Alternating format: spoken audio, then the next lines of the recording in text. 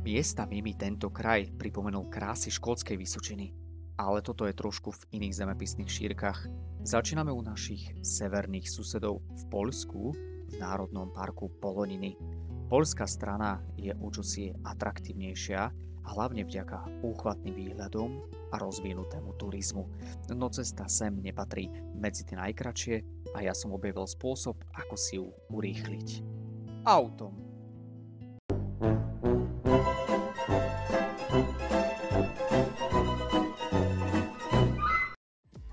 No dobre, začneme po poriadku. Môj cieľ bol v obci Smerek, a to z dôvodu nerekreačných turistov šelmovitej povahy. Prehľadal som viacero poľských zdrojov a zistil, že v Poľsku sa nachádza okolo 90 kusov medveďov, samozrejme výhradne v Poloninách. Štartujem z tohto stráženého parkoviska v obci Smerek a moje kroky mieria na kopec Smerek. Ťažko povedať, kto tento názov získal skôr, či dedina alebo kopec. No, tu sa otvára prvý výhľad a dôvod, prečo sa ísť pozrieť práve sem. Nájdeš tu dlhý hrebeň, ktorý môžeš prejsť a po celú cestu ťa budú sprevádzať takéto výhľady, čo robí týmto miestom ideálnym pre zimný skialpinizmus.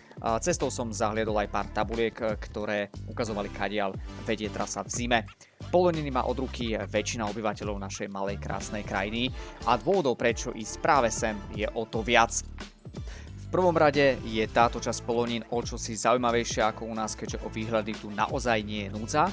Vďaka takýmto holým kopcom, a to platí aj pre medvede, ktoré sa tu ťažšie schovajú, takže populačne ich je tu aj preto menej. Ďalej je tu plne rozvinutý turizmus, a to nie len prístupnosťou, keďže na každom rohu sa tu nachádza parkovisko, ale aj sa tu pekne starajú o chodníky, čo môžeme vidieť pri tejto chatke, ušatke, ktorá sa nachádza na konci tohto hrebeňa. Pri každom parkovisku je aj nejaký ten salaš alebo reštaurácia a keďže som mal trochu času navyše, odskúšal som ich paradajkovú polievku s miestnym pivkom, no a musím uznať, že záchody tu mali naozaj čisté. Tu som si myslel, že sa pozerám na poľské označenie hranice s Ukrajinou, ale neskôr som zistil, že ide o bývalý geodetický bod a niekto bol proste len lenivý, no tak ho tam nechal.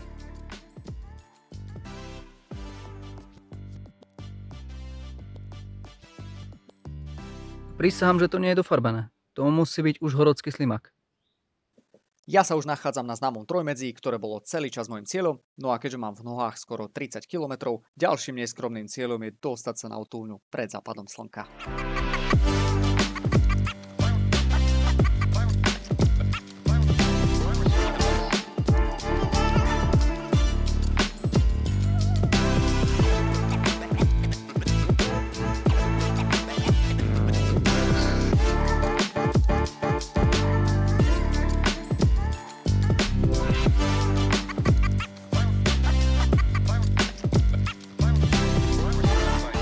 Po zotmení som z útulne moc nevyliezal, ale nejaké nočné zvuky predsa len nahral.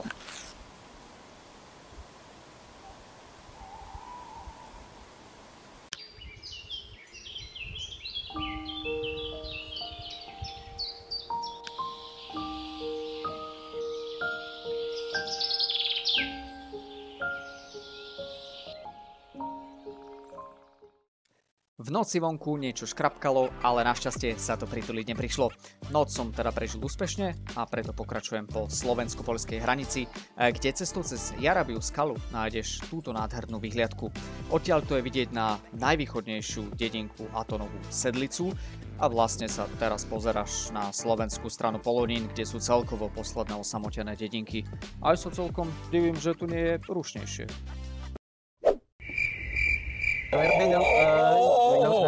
Ach, fajn, končím s touto témou a presúvam sa na chránené územie Plaša, vyhlásené v roku 1967 na ochranu zachovalých komplexov lesných porastov pralesovitého charakteru. Tak čo, dobre som to prečítal? Ale nie, v skutočnosti je Plaša výnimočná svojim výhľadom na všetky svetové strany. A by the way, odtiaľto som prišiel a teraz sa pozeráš na hrebeň, ktorý delí slovensko-poľskú stranu. Ja opúšťam hrebeň pri rozkošnom kopci zvanom Okraglík, no a cestou nachádzam hrob kráľa Artuša. No nie, ale vážne, toto je trochu moc na označenie nepodstatného kopčeka na zostupe.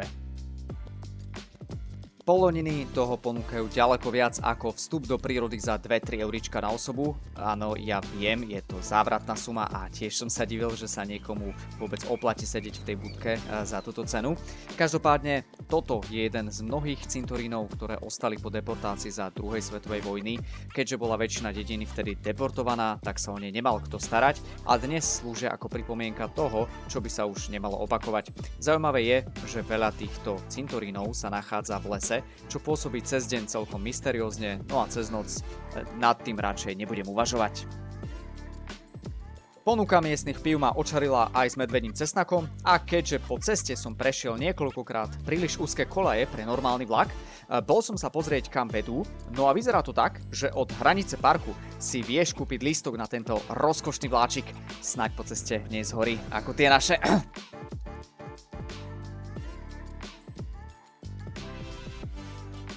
Takýchto drevených kostolíkov je na východe veľa a obzvlášť známy je ten v Ľadomírovej, ktorý je zaradený aj v svetovom dedičstve UNESCO, alebo napríklad v múzeu Skanzen vo Svisku.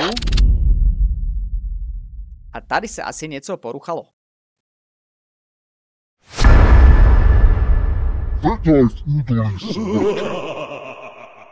Kto to nečakal, nech si prezlečí nohavice, no a ten, kto sa nezlakol, nech nezúfa, skúsim to na budúce.